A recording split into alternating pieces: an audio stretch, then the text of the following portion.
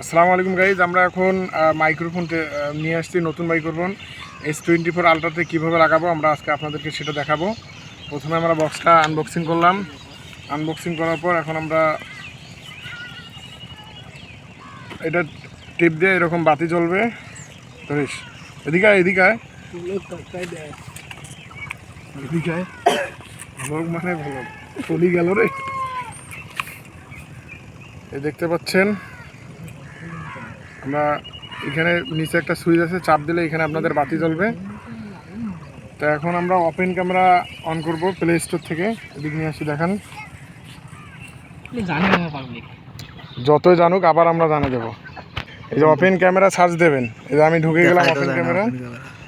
Open camera হোক, যা দেখা যায় তাই। ওপেন ক্যামেরায় ঢুকলাম। ওপেন ক্যামেরা দিয়ে এখন আমরা করব।